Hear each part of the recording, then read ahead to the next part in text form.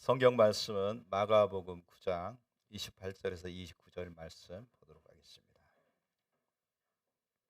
마가복음 9장 28절에서 29절 말씀입니다. 우리 한 목소리로 같이 합독하도록 하겠습니다. 집에 들어가심에 제자들이 조용히 묻자오되 우리는 어찌하여 능히 그 귀신을 쫓아내지 못하였나이까. 이르시되 기도회의 다른 곳으로는 이런 종류가 나갈 수 없느니라 하시니라. 아멘. 이번 주부터 노이드 존스 목사님의 부흥책을 중심으로 해서 부흥에 대한 부분을 살펴보려고 합니다. 왜 부흥에 대해서 살펴보기를 원하느냐? 하나님의 부흥이 절실히 필요하기 때문에 부흥에 대해서 살펴보려고 합니다.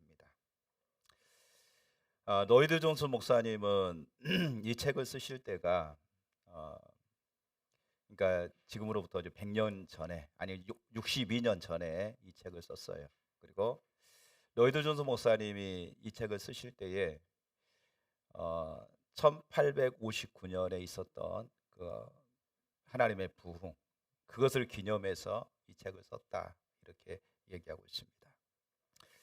자, 1859년에 어떤 일이 일어났냐면 하나님의 놀라운 대부흥이 일어났습니다. 근데 그 부흥은 처음에는 미국을 중심으로 해서 그 다음에 북아일랜드로 퍼졌고 또 스코틀랜드로 그리고 웨일즈로 전 영국으로 이렇게 퍼졌던 하나님의 부흥입니다. 그래서 영국에 강력한 하나님의 부흥의 불길이 타올랐습니다. 그것을 기념해서 이 책을 로이드 존스 목사님이 쓴 겁니다. 그러니까 지금으로부터 우리는 1859년에 일어났던 부흥이니까 우리는 벌써 162년이 지난 후지요. 근데 노이즈 목사님이 기록하고 그 후에 우리가 또 이거 살펴볼 때에 약 한 62년 이 정도가 좀 지나 있는 상황입니다. 근데 그 노이드 존스 목사님이 그 영국의 상황을, 이 부흥책을 보면서 영국의 상황을 쭉 살펴봤던 것처럼 오늘 우리의 모습도 60년 전의 영국의 모습과 전혀 다르지 않다는 거예요. 예. 그래서 이제 이런 부분들을 통해서 왜 하나님의 부흥이 필요한가, 이런 부분들을 살펴보기를 원합니다. 자, 하나님의 부흥은 교회 전체의 문제지 교회 목회자나 교육자 몇 명의 사람들에게나 관심거리에 있는 게 아닙니다. 하나님의 부흥을, 우리가 부흥의 역사들을 쭉 이렇게 살펴보면 하나님의 부흥이 임할 때에 소수의 지도자들을 통해서 하나님의 부흥이 임하기도 했고, 또는 성도들을 통해서도 하나님의 부흥이 임하기도 했습니다. 그러니까 지도자들을 통해서 하나님의 부흥이 시작되는 그런 부흥도 있었고, 또 지도자들과는 상관없이 교회 지체 그리고 연약한 지체를 통해서 하나님의 부흥이 시작되기도 했습니다.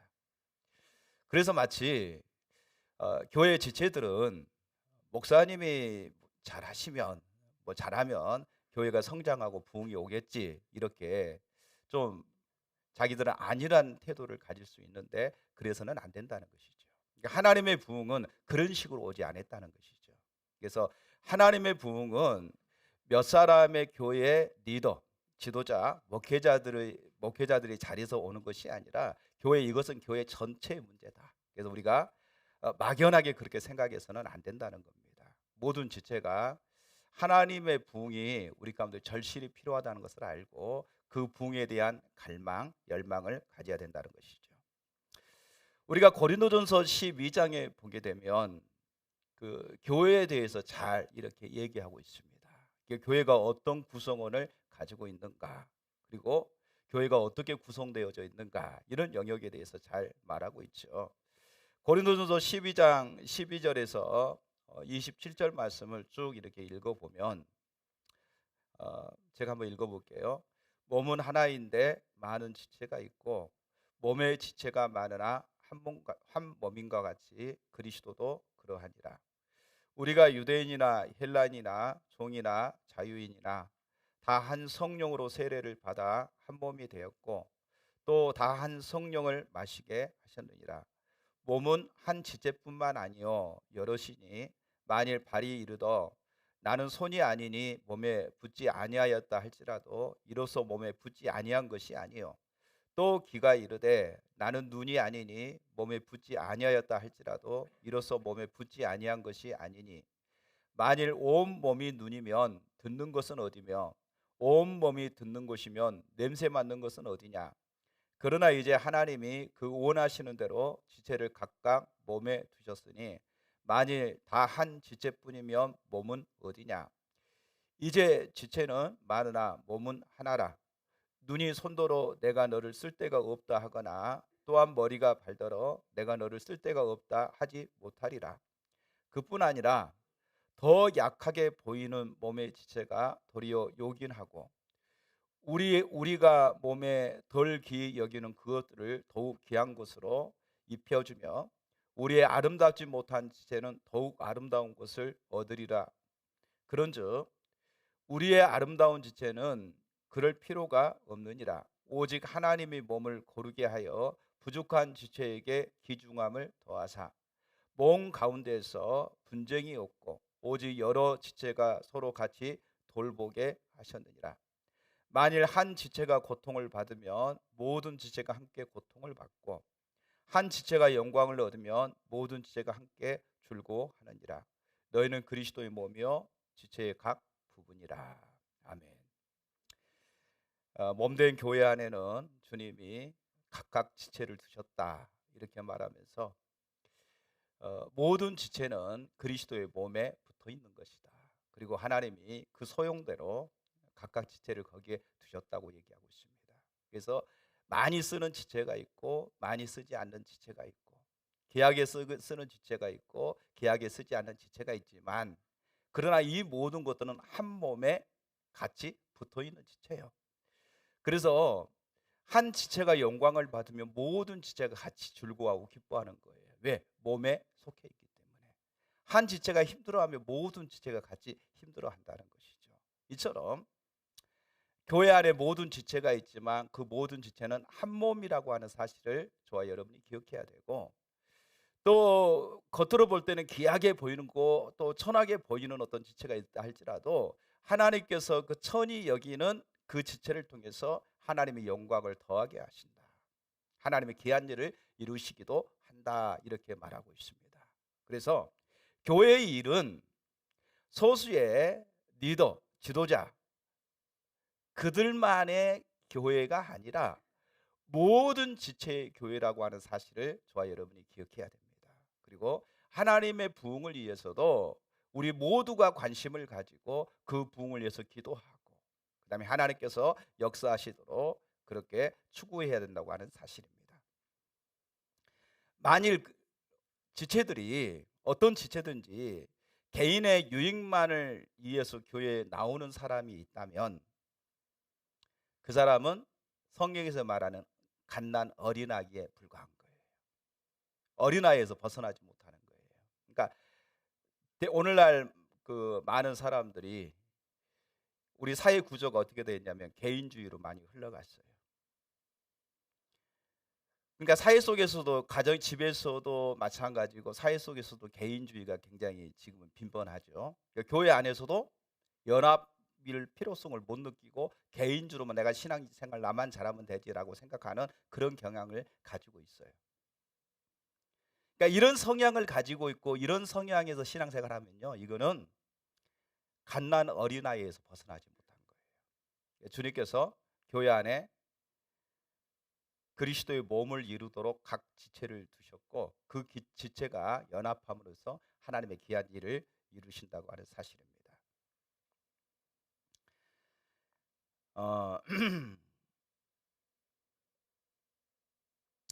그래서 하나님의 부흥은 소수의 몇 사람만의 문제가 아니라 교회 전체의 모든 구성원들이 가져야 될 문제고 또 우리가 고민해야 될 문제라고 하는 사실입니다. 오늘 저는 마가복음 9장 28절에서 29절 말씀을 같이 본문으로 읽었습니다. 이 두 구절을 읽은 이유는 뭐냐 하면은 부흥이라고 하는 큰 주제, 주제가 이 29절에 담겨져 있고요. 또 하나는 28절에 보게 되면 오늘날 교회의 상태가 어떤 상태인가를 잘 말해주고 있습니다. 그래서 우리 가운데 얼마나 하나님의 부흥이 필요한가 이런 부분들을 잘 설명해 줄 수가 있습니다. 자, 그러면 마가복음 9장에 어떤 일이 일어났는가 우리가 한번 살펴본다고 한다면은요. 예수님께서 베드로와 요한과 야고보를 데리고 변화산에 예수님이 올라갑니다. 올라가서 이제 예수님이 거기에서 이제 변화산에서 여러 가지 이제 사건들을 만나게 되고 그 변화산에서 있을 때에 어떤 일이 일어나냐면은 마가복음 9장 14절에서 27절 말씀에 쭉 우리가 보면 어떤 아버지가 어, 이렇게 간질하는 아이를 데리고 옵니다. 간질하는 아이를 데려오는데 그 아이가 어떤 아이냐면은 귀신이 들려가지고 불에도 넘어지고 물에도 넘어지는 이 아이를 데려옵니다. 자, 그래서 여러분 혹시 간질을 하는 사람이 있다 그러면 귀신 들려서 그래 이렇게 말하면 안 돼요. 간질하는 사람 중에 귀신이 들려서 그럴 수도 있어요. 근데 다 귀신 때문에 간질하는 것은 아니에요. 그죠? 근데 우리는 흔히들 한번 그런 일들을 경험하면 다 저거 귀신 탓이다 이렇게 생각하는데 그렇지 않다는 거죠. 어떤 정신적인 어떤 이상이 있다 그러면 정신적인 이상이 귀신의 역사로 정신적인 이상일 수도 있지만 또 다른 연유로 그런 일들이 일어날 수도 있습니다. 근데 모든 게 다 귀신 탓이다 이렇게 말하면 그건 곤란한 거예요. 또 어떤 사람이 이런 거 하면 귀신이 어디 있어? 귀신이란 자체를 부정하는 사람도 있는데요. 성경에 틀림없이 귀신이 있다고 말하고 또 귀신의 역사가 있다고 말하고 있습니다. 그래서 우리는 이 영적인 의미에서 사단, 마귀, 귀신 또 악한 영 이런 어떤 영적인 존재들이 반드시 있다고 하는 사실을 알아야 합니다. 아멘. 자, 그래서 마가복음 9장 14절에서 27절에 보면은 이제 그 아이를 데리고 왔어요. 데리고 왔는데 제자들 이제 예수님이 안 계시는 거죠. 예수님이 안 계시고 그러니까 그 아버지가 그 자기 아들을 데리고 왔을 때 예수님의 소문을 들었을 거고 또 예수님의 소문을 들으면 예수님께서 어떤 각색 병이라도 다 치료하신다는 소문을 듣고 멀리서부터 예수님 소문을 듣고 그 아이를 데려왔을 거예요. 근데 예수님이 마치 그때에 변화산에 올라가셨고 또 베드로와 요한과 야고보를 들고 변화산에 올라가셨고 그 나머지 제자들이 거기에서 기다리고 있는 거죠. 그래서 제자들에게 데려왔기 때문에 이제 제자들에게 그 아이의 사정에 대해서 얘기하고 그 아이의 병을 치료해 달라고 요청을 하게 됩니다. 그래서 제자들이 이제는 그 아이를 위해서 기도하는 것이죠. 기도했는데 이 아이가 치료가 안 되는 거예요. 귀신이 떠나가지 않고 여전히 그 아이를 강압하고 있고 여전히 그 아이는 그 병에서 회복되지 못하는 이런 상황이 있는 것이죠. 자, 그런 다음에 어떤 일이 일어났느냐? 이제 예수님이 변화산에서 내려오시면서 그 장면을 보고 있는 거예요. 사람들이 많이 모여서 웅성웅성 거리는 소리가 있는데 예수님이 가까이 가서 어찌된 일인가 이렇게 물었을 때에 한 아버지가 와서 예수님께 이렇게 말합니다. 내 아이가 지금 간질병에 걸려 있어서 당신의 제자들에게 데려왔는데 당신의 제자들이 능히 고치지 못했습니다. 할 수 있다고 한다면 내 아들을 고쳐 주십시오. 이렇게 요청하는 거죠. 그랬더니 예수님께서 할 수 있거든이 무슨 말이냐? 믿는 자에게는 능치 못할 일이 없느니라. 이렇게 말씀하시면서 예수님께서 간단하게 귀신을 꾸짖고 그 아이를 치료하시는 역사가 일어납니다. 그리고 그 아이는 이제는 건강을 회복한 거죠. 귀신이 떠나가고 그 아이가 자유케 되어지고 간질병에서 치유가 돼서 그리고 이제 돌아가는 겁니다. 자, 그 사실을 보고 제자들이 이제 한적한 곳에 예수님이 가셨을 때에 그 예수님께 이제는 묻는 장면이 오늘 본문의 말씀인 거예요. 자, 제자들이 예수님께 와서 뭐라고 말하면 이렇게 말합니다. 우리는 어찌하여 능히 그 귀신을 쫓아내지 못하였나이까. 그러니까 우리는 어찌하여 그 귀신을 쫓아내지 못했습니까? 자, 여기서 우리가 하나 봐야 될 게 뭐냐면요. 그 오늘날 그 귀신 들린 아이를 통해서 오늘날 그 한국의 사회, 그러니까 오늘날 세상의 모습을 우리가 볼 수가 있습니다. 병들어 있고 또 귀신에 억압되어 있는 이런 상황이 오늘날 현재에 우리가 살아가고 있는 세상입니다. 그리고 이제 제자들의 모습을 통해서 오늘날 교회의 모습을 볼 수가 있습니다. 병든 자가 많이 있고 상한 자가 많이 있고 도움을 요청하는 사람들이 세상에 많이 있지만 정작 교회는 뭐 하느냐? 하나님의 능력을 상실해버린, 그들을 치료하고 회복시킬 능력이 없는 교회의 모습을 보게 되는 것이죠. 그렇다고 교회가 가만히 있는 게 아니죠. 무진 예를 씁니다. 노력도 합니다. 그 사람들을 회복시키려고 예도 써보지만 결론적으로 실패로 끝나버리고 맙니다. 마치 예수님의 제자들이 그 병든 자를 위해서 열심히 기도하면서 귀신을 쫓아내기 위해서 온 힘을 다했지만 끝내는 실패한 거예요. 노력도 안 해보고 아무것도 안 하고 실패했다고 말한 것이 아니라 그들이 예를 쓰고 노력을 했지만 끝내는 그 귀신을 쫓아내지 못했습니다. 그래서 예수님께 묻는 것이 바로 그 부분입니다. 우리는 어찌하여 귀신을 쫓아내지 못했습니까? 우리는 어찌하여 그 아픈 자를 치료하지 못했습니까? 이 질문에 대해서 던진 것이죠. 그때 예수님께서 뭐라고 말씀하시냐면은 이렇게 말씀하시죠. 기도 외에는 이런 유의 것이 나갈 수가 없느니라. 예수님이 이렇게 말합니다.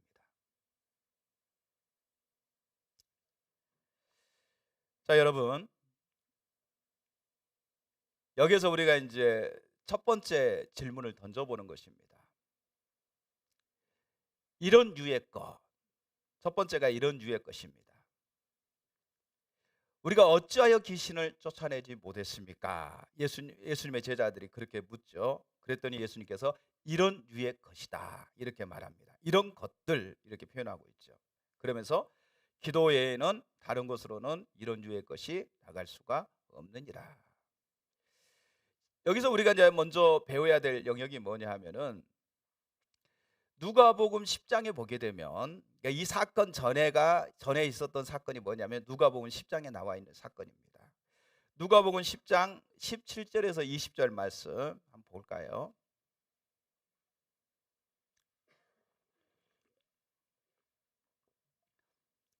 (70인이) 기뻐하며 돌아와 이르되 주여 주의 이름으로 귀신도 우리에게 항복하더이다. 예수께서 이르시되 사탄이 하늘로부터 번개같이 떨어지는 것을 내가 보았노라.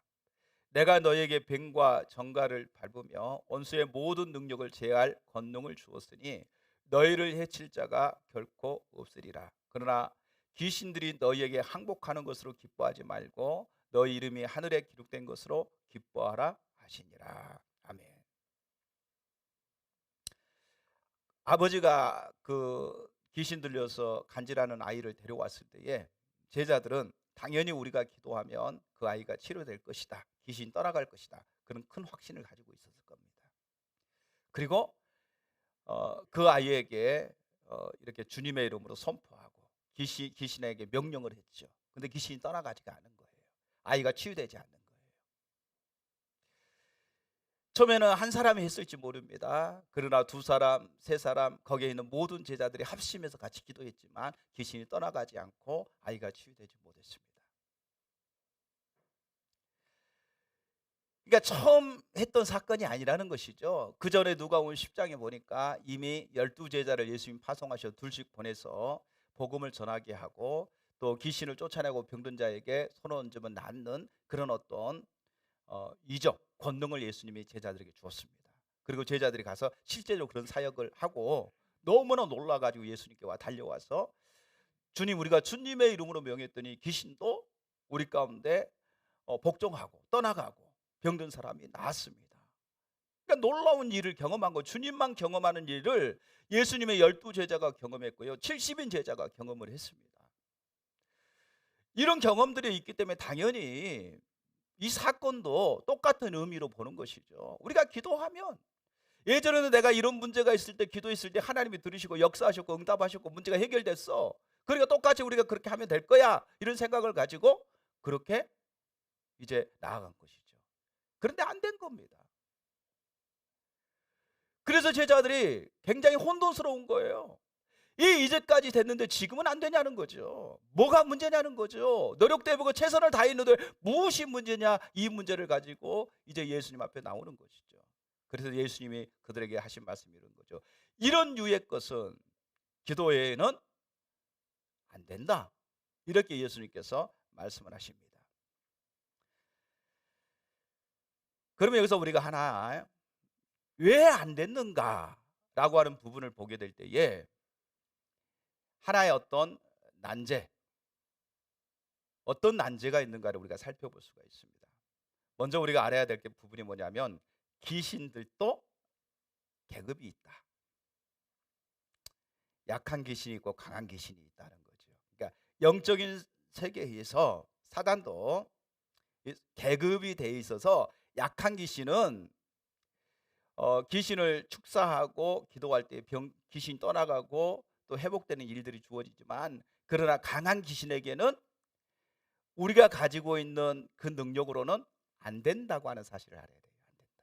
그러니까 귀신이 다 똑같은 게 아니에요.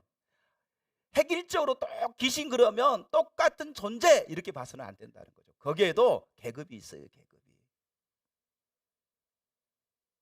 계급이 있기 때문에 약한, 예를 들어 우리가 군대 가서 약한 병사들은 뭐 좀 경험이 있는 병사들이 물질 수 있지만, 그러나 이제 거기서 진급해서 높은 계급에 가지고 있는 군인한테는, 싸움을 잘하는 군인한테는 혼자 못 이기는 거예요.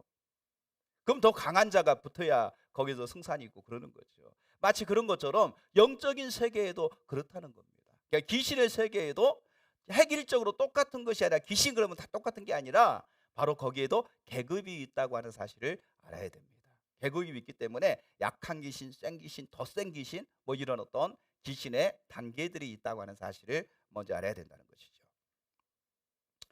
그래서 사도 바울도 에베소서 6장에서 이렇게 말하고 있습니다. 6장 12절을 보면 우리의 씨름은 혈과 육을 상대하는 것이 아니요 통치자들과 권세들과 이 어둠의 세상 주관자들과 하늘에 있는 악한 영들을 상대함이라. 예. 이 사단의 나라에도, 악한 나라에도 등급이 있고 그 모든 곳에 우두머리는 사탄이다, 이렇게 말하고 있습니다. 에베소 2장 2절에도 이렇게 말합니다. 그때 너희는 그 가운데서 행하여 이 세상의 풍조를 따르고 공중의 권세 잡은 자를 따랐으니 곧 지금 불순종 아들 가운데 역사하는 영이라. 사단의 영이 있다고 하는 것을 우리가 볼 수가 있습니다. 그러므로 제자들은 약한 등급에 있는 것들은 쉽게 쫓아낼 수 있었지만, 그러니까 이 경우에 의해서는 등급이 상당히 센 귀신이 그 아이에게 들어와 있는 거예요. 그러니까 제자들의 능력으로는 그 귀신을 쫓아낼 수가 없는 겁니다. 그래서 예수님이 이렇게 말하는 겁니다. 이런 유의 것은 기도 외에는 나갈 수가 없다, 이렇게 말하고 있는 겁니다. 자, 그러면 좀 이따 기도 외에는 이런 유의 것이 나갈 수가 없다고 하는 부분은 좀 이따 설명하도록 하겠습니다. 자, 여기서 우리가 이제 생각해 봐야 될 부분이 뭐냐 하면은, 이런 어떤 상황이 우리 가운데 닥칠 때에 우리가 먼저 숙고해야 될 부분이 뭐냐 하면은 올바른 진단을 해야 된다는 거예요. 진단이 필요한 거예요.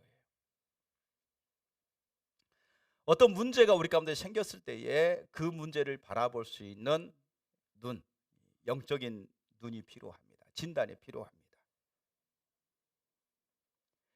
그러니까 제가 아까 그랬잖아요. 예전에도 이런 일이 있을 때 이렇게 기도하고 이렇게 명했을 때 됐어. 그러니까 우리는 예전에 어떤 방식, 예전에 경험했던 것들 들어가지고 지금도 그런 처방을 내리려고 합니다. 그러니까 진단이 올바라야 처방도 올바르게 되는 거예요. 근데 진단이 올바르지 않으면 올바른 처방을 내릴 수가 없는 거예요. 자, 예를 들어서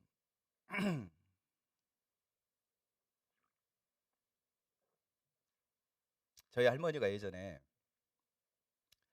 예전에는 그 의료보험 제도가 안 됐기 때문에 병원 가는 게요. 병원 가면은 병원 수술한다 그러면은요, 시골 사람들은 너무 팔아야 됐고요. 그러니까 병원 가면 뭐 큰일 난 줄 생각하는 거예요. 그래서 시골 분들은 병원 가는 것이 굉장히 어려웠어요. 어렵다 보니까 어디 뭐 손가락 같은 것이 거지 벼 가지고 손이 뭐 이렇게 뼈가 보이고 이럴 정도면 당장에서 이렇게 꼬매야 되잖아요. 꼬매야 되는데 안 그래요. 된장 발라 가지고 묶어 놔요. 왜? 병원 가면 돈을 많이 든다고 생각하니까. 의료보험 제도가 없을 때는 병원 가는 것이 결코 쉽지가 않아. 시골 사람들 더더욱 그러는 거죠. 저희 할머니가 굉장히 아프셨어요. 오래도록 병 이제 뭐 약은 그렇게 비싸지 않으니까 약을 사다가 드시고, 그다음에 보통 그 약사들이 이제 지금은 자격증이 있지만 그때 당시에는 그냥 약국의 약사가 아닌 오래도록 그냥 약국을 했던 분들이 그냥 약국을 하는 거예요. 어 우리 인제 지역에 약국이 있는데 그래서 그분이 어느 정도 병세를 보면 또 처방도 내려서 약도 지어 주고 그래요. 그리고 또 잘 들어. 그렇기 때문에 그렇게 했어요. 근데 안 낫는 거예요. 이제 안 나으니까 민간요법을 쓰는 거죠. 이게 민간요법, 시골에서 민간요법, 예수 안 믿는 사람들 뭐 하겠어요? 이제 뭐 무당 불러다가 이제 그 푸닥거리를 하는 거죠. 그래서 우리 집도 예수를 안 믿으니까 무당을 불러다가 푸닥거리를 했어요. 그랬더니 무당이 와서 뭐라고 말했냐면은 텔레비전 때문에 아프다는 거야. 그 텔레비전을 갖다가 없애야 된다는 거예요. 우리 얼마나 억울하던지. 어린 나이에 그 TV가 얼마나 중요한데 TV를 없애야 된대. 그래서 TV를 갖다가 방에서 빼다가 창고에다 넣어놨어요. 그런데도 안 낫고 여전히 아파요. 그래서 작은아버지 이제 우리 목포에 계시는 작은아버지가 와가지고 모시고 병원으로 갔어요. 병원 갔더니 그때 당시 변명이 뭐였느냐?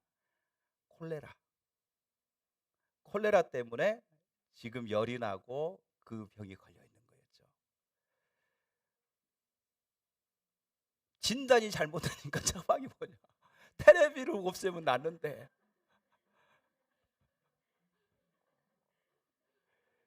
엉터리 진단이잖아요. 엉터리 진단에 엉터리 처방을 하는 거예요.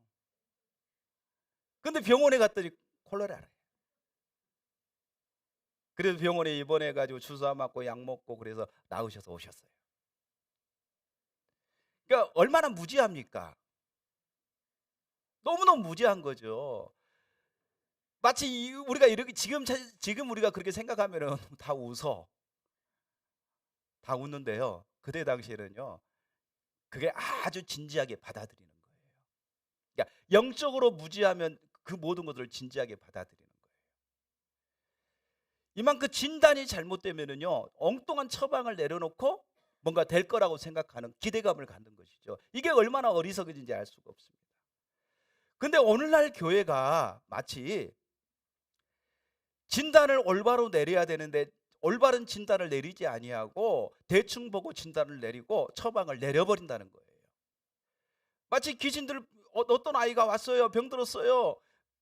물에도 넘어지고 불에도 넘어진다는 아버지 얘기를 들어요. 그러니까 당연히 쉽게 생각한 거죠. 그리고 기도하면 될 거라고 생각한 겁니다. 안 된 거죠. 마치 이런 유의 것들은 무엇보다도 우리가 먼저 생각해야 될 게 뭐냐면은 과연 이게 어떤 문제인가라고 하는 진단이 올바로 내려지는 것이 매우 중요하다는 겁니다. 우리가 할 수 있는 문제인가? 우리가 할 수 없는 문제인가? 예수님을 기다려야 되는가? 이런 어떤 올바른 진단이 내려져야만이 올바른 처방이 내려지는 거예요.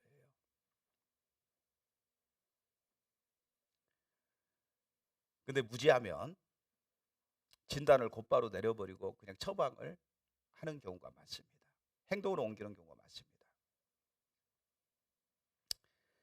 예전에도 성공했기 때문에 지금도 그렇게 하면 될 것이다, 뭐 이런 생각들을 갖게 되는 것이죠. 자, 예를 들면 어떤 사람이 시골길을 이렇게 걷고 있다. 그러니까 그 책에 나와 있는 것 제가 좀 읽어볼게요. 가령 여러분이 시골길을 걷고 있다고 생각해 봅시다. 길을 걷다가 갑자기 길가에 어떤 사람이 누워 있는 것을 발견했습니다. 그 사람에게 가까이 가 보아도 조금도 움직이지 않습니다. 분명 그 사람이 여러분의 말을 듣지 못했습니다. 그래서 이 사람은 의식이 없는 상태라고 하는 결론을 이르게 됩니다. 자, 그 사람의 상태를 지금 보는 겁니다. 여기까지는 아마 누구도 다 의견을 같이 할 것입니다. 그러나 진실로 중요한 문제는 어째서 그 사람이 그러한 무의식 상태에 빠져서 누워 있느냐 하는 것입니다. 여기에는 여러 가지 이유가 있을 수 있습니다. 아주 먼 길을 걸어온 탓에 그만 갑자기 피곤함을 느껴 더 이상 길을 갈 수 없는 탈진 상태가 있을 수도 있습니다. 그래서 휴식을 취하다가 깊이 잠에 빠졌는데 너무나 깊이 잠든 나머지 옆에 와서 불러도 그 말을 듣지 못했을 수 있습니다. 그러니까 이럴 수도 있다 이 말이죠. 또 다른 가능성은 갑자기 병이 나서 그런 상태에 있을 수도 있습니다. 뇌출혈을 일으켜 의식을 잃었을 수도 있습니다. 그렇지 않으면 어떤 약에 중독되어서 그러한 무의식 상태에 빠져 있을 수도 있습니다. 또 너무 술을 많이 마셨거나 어떤 약을 복용한 것이 잘못되어서 그렇게 누워 있을 수도 있습니다. 또 다른 가능성은 더 이상 생각해 볼 필요가 없습니다.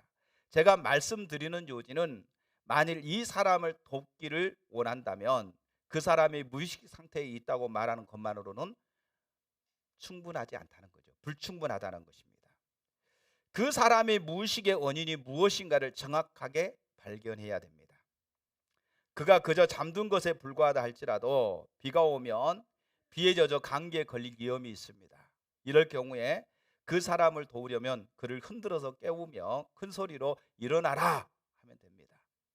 당신은 더 이상 어떤 일을 하지 않아도 문제를 해결한 셈입니다.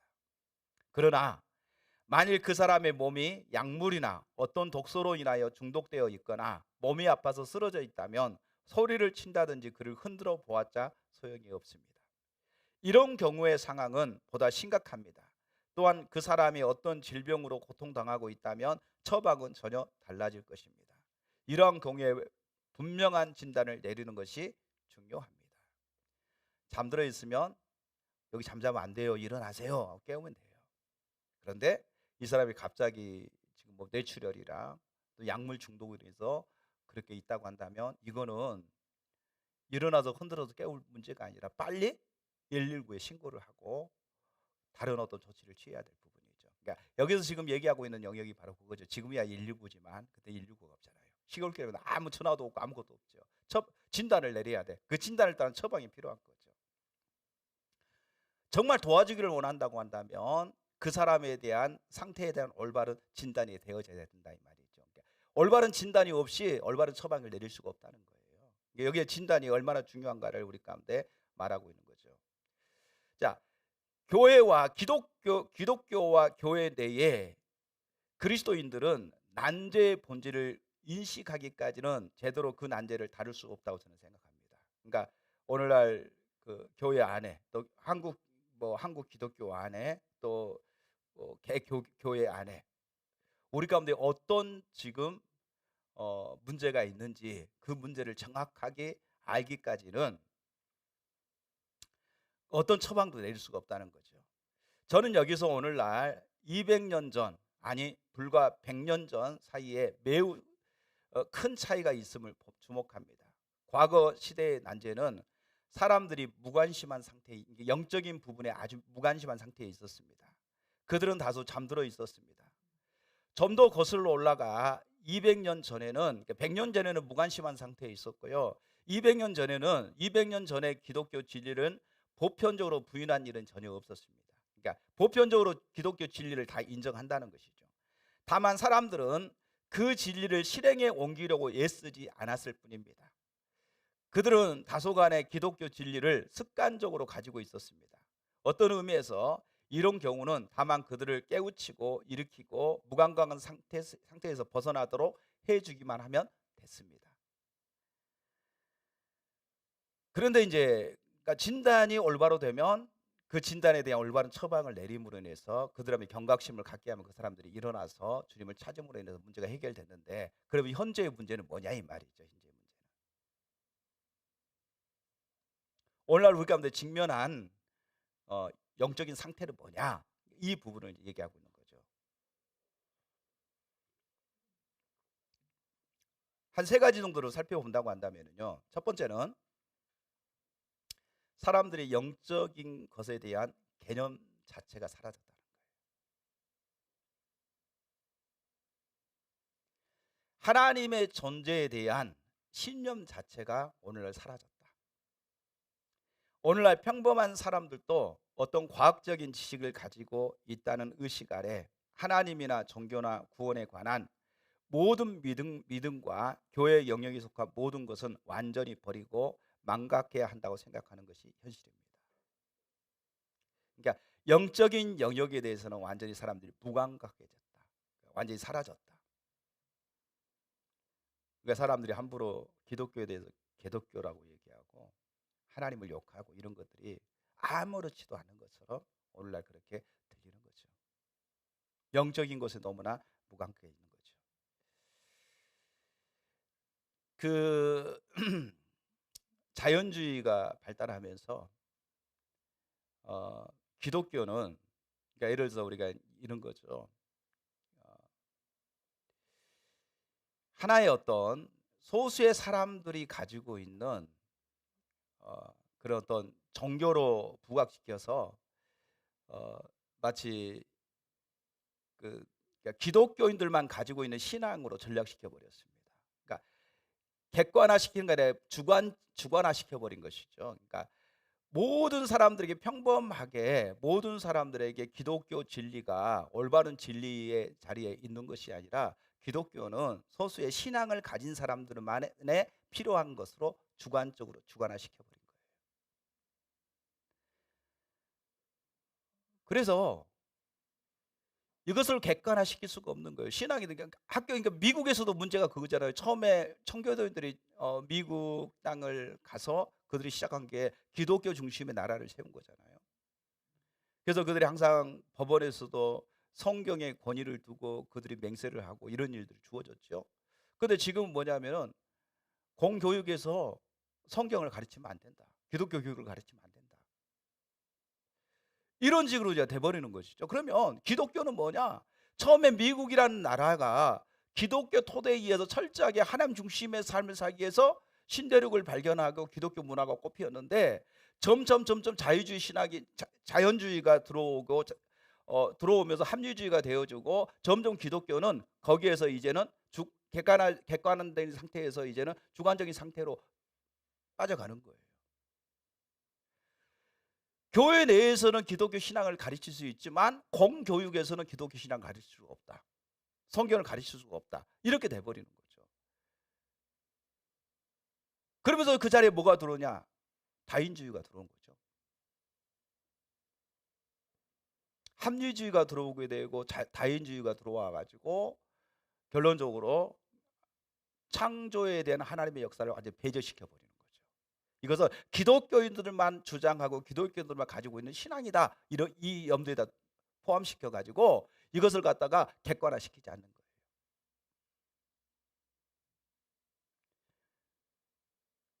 자, 그렇게 되면서 미국 사회가 점점 어떻게 됩니까? 급속도로 세속화될 수밖에 없는 거예요. 급속도로. 교회가 침체될 수밖에 없는 거죠. 사람들이 하나님에 대한 존재를 갖다가 서서히 잊어가는 겁니다. 잊혀져 가는 겁니다. 영적인 부분의 개념조차도 없어요. 젊은이들이 교회를 떠나가는 이런 일들이 일어나는 것이죠. 그러니까 영적인 것에 관심이 없어요. 미국 사회가. 유럽이 그랬습니다. 그런데 한국 사회도 똑같이 그렇게 흘러갑니다.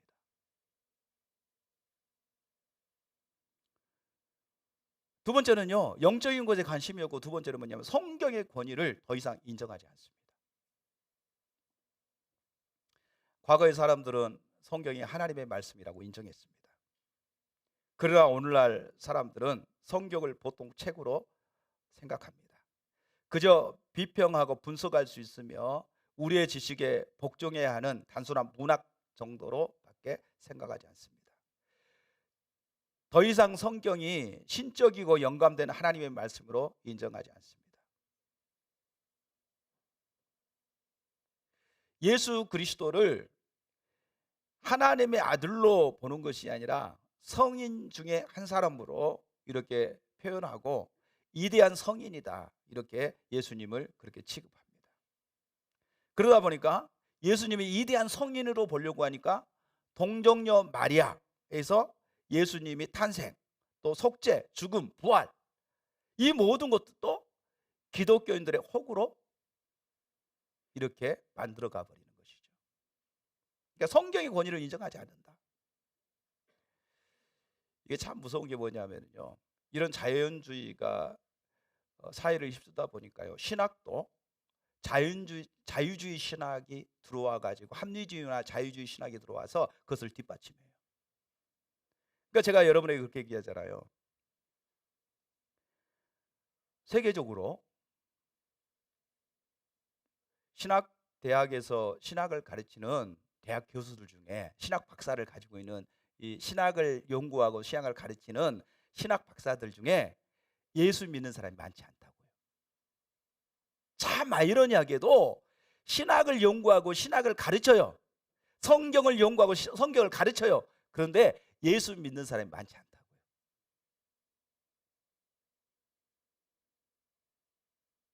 그들은 단순히 하나의 학문으로만 보는 거예요.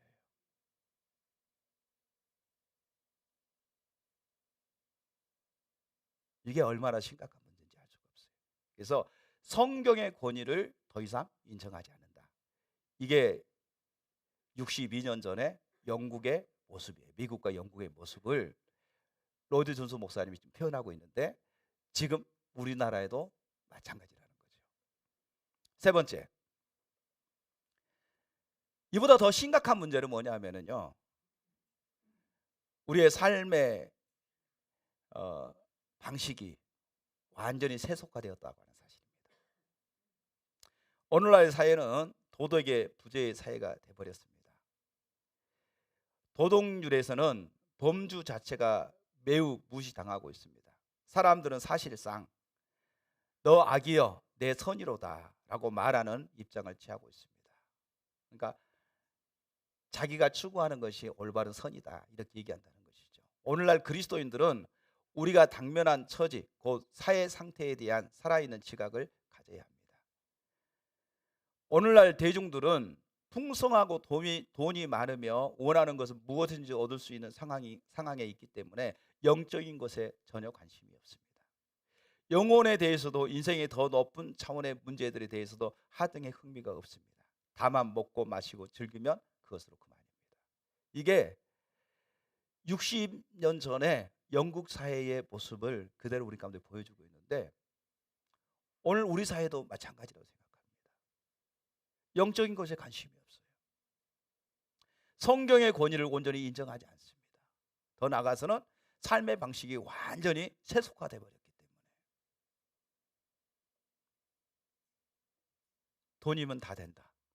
돈이 우상이 됐고요. 돈을 추구하는 사회가 되어버렸어요. 돈을 쫓아가는 삶을 삽니다. 이게 오늘날 우리가 처해 있는 오늘날 현실의 문제다. 이 부분이죠. 자, 그러니까 이런 상황에서 그러면 교회가 어떻게 하고 있느냐, 어떤 조치를 취했느냐, 몇 가지 조치를 취했습니다. 그러니까 오늘날 교회가 이런 어떤 진단을 내렸다고 한다면, 이런 상황에 있는 진단을 내렸다고 한다면 교회가 어떤 처방을 내렸냐는 거죠. 나름대로 처방을 내렸어요. 처방을 내렸는데 이런 처방을 내린 것이죠. 그 어떤 기독교의 비진리에 대한 변증을 하기 시작한 겁니다. 기독교가 옳다고 말하는 변증들을 하기 시작한 거죠. 나름대로 어떤, 그래서 많은 그 비기독교 또 다인주의에 대한 창조론 뭐 이런 책들을 쓰면서 하나님 성경의 권위를 인정하고 하나님이 창조하셨다 뭐 이런 것들을 인정하기 위해서 책을 쓰게 되고 반론을 제기하고 이런 일들을 열심히 했어요. 매우 중요합니다. 그럼 그렇게 열심히 하고 있기 때문에, 그렇게 변증을 했기 때문에 기독교가 달라졌는가? 이렇게 이제 얘기하는 것이죠. 매우 중요한 일입니다. 두 번째는 뭐냐면은 과학적인 차원에서 이런 일을 흥미를 갖고 과학과 종교를 조화시키려고 노력을 했다. 창조과학회가 생긴 것도 뭐냐면요, 그러니까 예를 들어서 과학이 이제 발달하면서 모든 것들이, 의학이나 과학이 발달하면서 과학을 통해서 증명하려고 하는 이런 일들이 일어나잖아요. 그래서 과학이나 어떤 합리적인 사고로 이해가 안 되는 것들은 안 받아들이는 이런 어떤 풍토가 됐기 때문에, 그래서 어떻게 하든지 기독교가 이게 예를 들어서 그 노아의 방주가 어디서 발견됐다 그럼 고고학적으로 과학적으로 그것을 찾아가지고 그것이 바로 몇천 년 전에 있었던 사건이다 이것을 갖다가 과학적으로 증명하고 고고학적으로 증명하려고 하는 그런 어떤 일들이 일어나는 거예요. 다인의 어떤 진화론이 허구다. 그래서 창조과학회에서 하나님의 창조가 맞다라고 하는 부분을 어떤 주장을 하면은 그 과학자와 격택해서 창조론이 맞다는 것을 갖다가 사람들한테 알리기 위한 이런 작업들이 교회 안에서 노력하는 한 부분으로 일어나게 된 것이죠. 그러니까 이런 시도, 이런 방식들이 일어났지만, 그러니까 이런 방식들이 일어났기 때문에 기독교가 그러면은 다시금 활발하게 사람들한테 인식되어지고 달라졌느냐 이런 질문을 던지는 거죠. 그런데 여전히 기독교회는 점점 더 침체되어져 가고 있다는 것이죠. 그러면서 교회 자체적으로는 어떤 시도를 많이 했느냐? 성경이 너무 어렵다. 그러니까 성경을 가도 새롭게 우리가 번역해야 된다. 그래서 개역 개정, 새번역, 표준 새번역, 현대어, 뭐 쭉 쉽게 이제 이렇게 또 쉬운 성경까지 쭉 번역이 돼서 사람들에게 이해시킬 수 있을 정도로 이제 새롭게 번역을 하자 이런 번역하는 일들이 일어났어요. 저는 쉬운 성경이 더 어려워요. 이해가 잘 안 돼. 풀어놓은 것이 너무 이해가 안 돼. 차라리 개혁판이 더 이렇게 풀기가 쉬울 때도 있어요. 이런 것처럼 사람들을 쉽게 이제 성경에 대해서 이해할 수 있도록 여러 가지 교회에서 이제는 성경을 번역하는 일들을 통해서 사람들에게 기독교에 대해서 알리기 위해서 성경이 하나님의 말씀인 것 알리기 위해서 이런 노력들이 있었다는 것이죠. 무슨 말인지 아시겠죠? 두 번째는요. 이제 그렇게 했는데도 불구하고 여전히 기독교는 침체된 거죠. 왜냐하면 하나님의 말씀이 잘못된 게 아니라 우리 속에 있는 악이 하나님의 말씀을 받아들이지 않도록 방해하기 때문에 그렇다는 거죠. 이제는 점점 사회가 바뀌어지면서 교회에서만 들었던 하나님의 말씀이 이제 텔레비전을 통해서 TV로 나옵니다. 이제 목사님들이 많은 유명한 목사님들이 방송으로 나와서 이제 설교를 하기 시작합니다. 라디오를 통해서 이제 설교를 하기 시작합니다. 그래서 사람들의 많은 청취를 통해서 하나님 말씀을 증거합니다. 그래서 개인적으로는 하나님을 만나게 되고 놀라운 변화도 받지만 전체적인 기독교를 봤을 때는 그러나 이 침체기를 가로막지는 못합니다. 계속 침체되어져 가는 상황 속에 있습니다. 교회에 대한 어떤 광고, PR을 열심히 합니다. 그러나 그 부분들도 쉽지가 않습니다. 더 나아가서는 이제는 대중적인 설교를 통해서 젊은들에게 맞는 어떤 메시지를 전하고 또 사람들 어떤 취향에 맞는 메시지를 전하기 위해서 노력을 합니다. 이런 노력들을 해감에도 불구하고 그러면 기독교가 사람들에게 인식이 달라지고 사람들의 마음속에 그들의 마음을 놓게 해서 변화시키고 새로워지는 그런 일들이 일어났는가?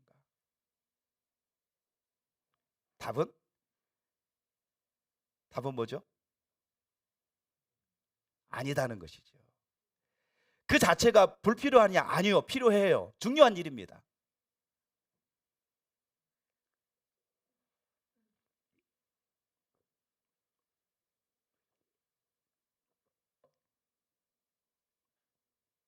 그런데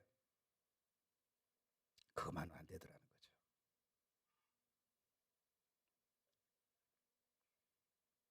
난제가 해결되지 않는 거예요. 그러면 이런 어떤 문제들이 오늘날 우리 가운데 진단을 내리고 나름대로 처방을 내렸는데 진단을 내려서 심각한 문제인 것을 내리고 처방을 내렸는데 문제는 그것 가지고 안 되더라는 거죠. 교회가 세상을 구원하기 위해서 영혼을 구원하기 위해서 몸부림치고 애를 쓰는데 요즘 이제 여조 목사님 같은 경우도 일터 사역에 대해서 애를 쓰잖아요. 그래서 전반적으로 일터 전체에 우리가 기독교 신앙을 가지고 성경적인 가치관을 가지고 들어가서 거기에서 하나님의 창조 역사를 이루어야 되는 어떤 그런 영역에 대해서 애를 씁니다. 중요합니다. 해야 됩니다. 인식을 바꿔야 됩니다. 그런데 그것만으로 안 돼요.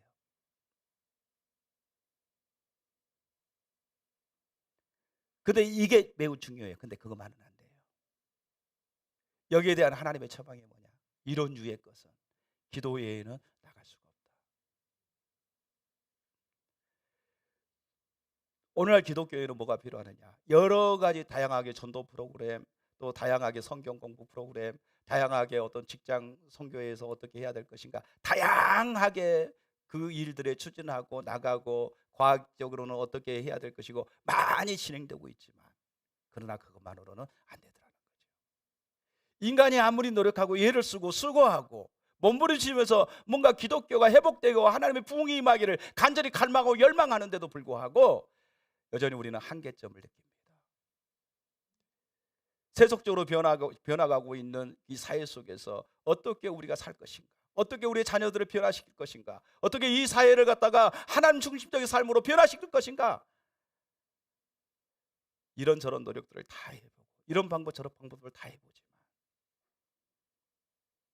그것 가지고는 역부족이라고 하는 사실을 발견합니다. 여기에 대한 주님의 대답이 뭐냐? 이런 유의 것은 기도 외에는 없다. 다시 말하면 하나님의 능력이 아니고서는 이런 유의 것은 안 된다는 거예요. 하나님의 능력이 아니고서는 우리 힘으로는 안 된다는 겁니다. 여러분, 매우 중요합니다. 일터 사역 매우 중요하고요. 여러 가지 방법들, 여러 가지 우리가 이 땅에 변화시키게 한 여러 가지 구조적인 부분들, 반복적인 부분들 매우 저는 중요하다고 생각합니다. 그러나 물론 하나님께서 그런 일들을 위해서 귀한 일들을 하실 것입니다. 그러나 무엇보다도 중요한 것은 뭐냐면요, 하나님의 능력이 뒷받침되지 않으면 안 됩니다. 하나님의 능력이 함께하지 않으면 안 됩니다. 그래서 우리가 하나님의 부흥이 필요한 거예요.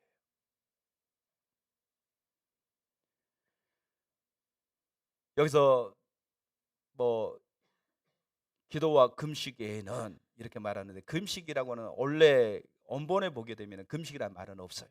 그러니까 기도 외에는 이런 유의 것이 나갈 수 없느니라 이렇게 말하고 있는데, 금식이라고는 뭐냐면요, 하나님 앞에 우리가 집중하는 거, 하나님 앞에 우리가 타겟을 하나님께 두고 하나님을 찾는 일에, 기도하는 일에 집중하기 위해서 금식하면서 하나님을 찾아야 되기 때문에 금식이라고 하는 단어를 거기다 포함시킨 거죠.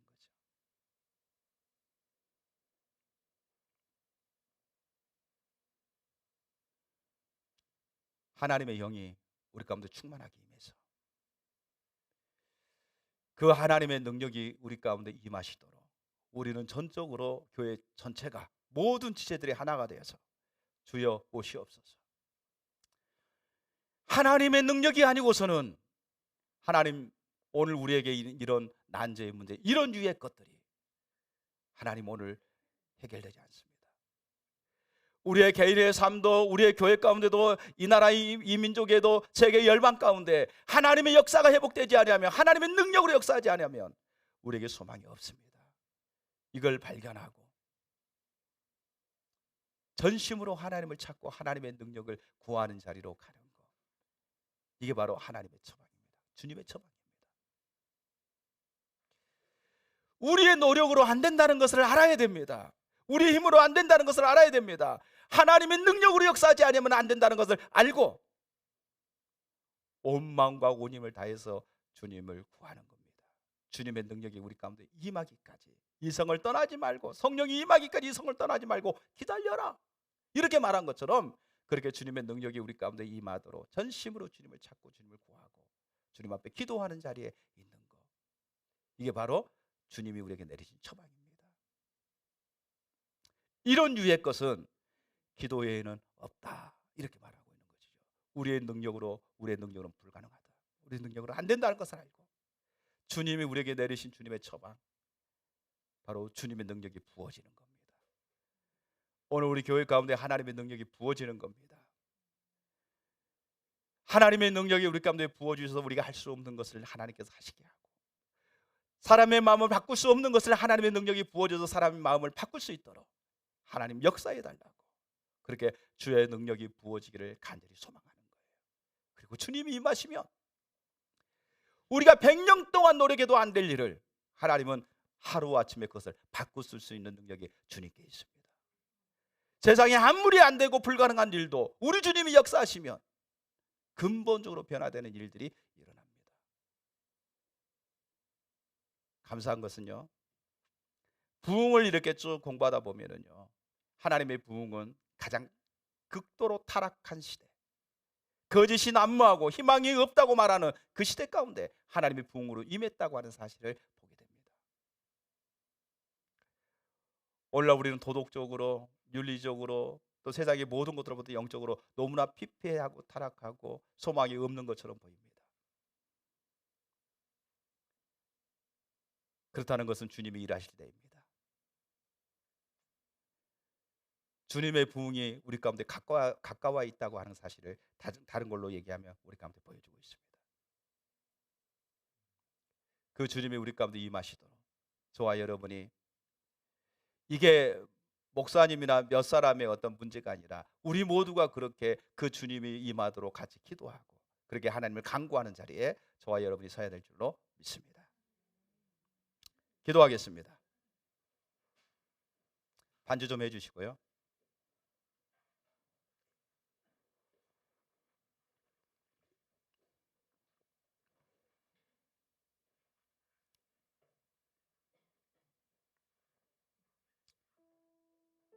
오늘 말씀하신 것처럼 우리 가운데 얼마나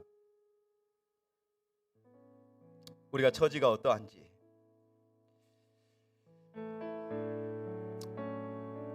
이 사회가 이 나라가 얼마나 혼탁하고 어려운지, 교회가 얼마나 능력을 상실해 버리는지, 우리가 예수고 수고해도 바뀌어지지 아니하고 여전히 똑같은 우리의 모습들, 무엇이 문제인지, 우리가 어디로 돌아가야 되는지 주님 비춰주십시오.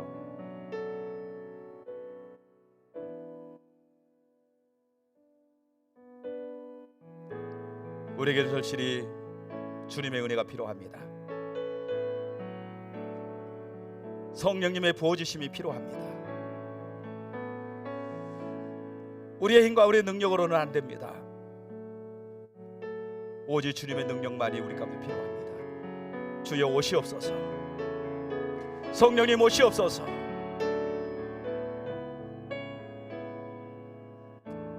우리를 회복시켜 주십시오. 교회를 회복시켜 주십시오. 이 땅을 회복시켜 주십시오. 무너진 것을 다시금 수축하게 하시고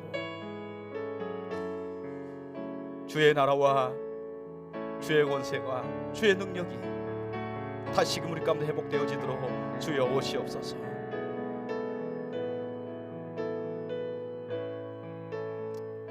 아멘. 주님 하늘 물려시고 이곳에 임하시옵소서. 우리의 교만하고 강팍하고 거짓된 우리의 모습들을 비춰주시고 회개하게 하시고 돌이키게 하시고 주님 앞에 겸손히 엎드려서 주님을 간절히 찾는 믿음의 자녀들이 되어지도록 은혜를 부어주십시오. 메마른 심령 속에 하나님 단비를 부어주십시오. 헛된 욕망에 사로잡힌 마음속에 아버지 하나님의 통함으로 주님 앞에 겸손히 엎드리게 하옵소서. 우리 모두에게 주님이 필요합니다. 하나님 교회 가운데 하나님의 능력이 필요합니다. 아버지 우리를 버리지 마시고 우리를 불쌍히 여겨주십시오. 긍휼과 자비를 부어주십시오. 우리를 회복시켜 주십시오. 주의 나라와 주의 영광을 위해 살아갈 수 있도록 은혜를 부어주십시오.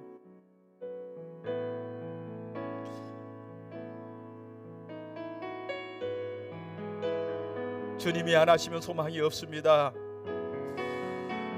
주의 능력이 함께하지 아니고서는 그 어떤 것도 할 수가 없음을 주님 앞에 고백합니다. 아버지여 오시옵소서. 아버지여 임하시옵소서. 아버지여 역사하여 주시옵소서.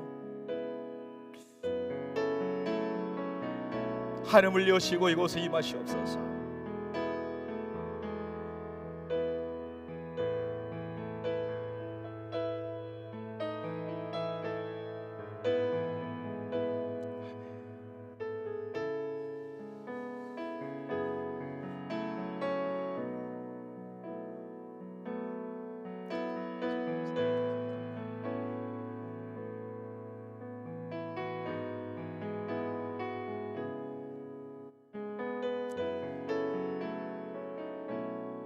이제는 우리 주 예수 그리스도의 크신 은혜와 아버지 하나님의 크고 놀라우신 사랑과 성령님의 내조하시고 보호하시고 인도하시고 함께하시는 성령님의 역사가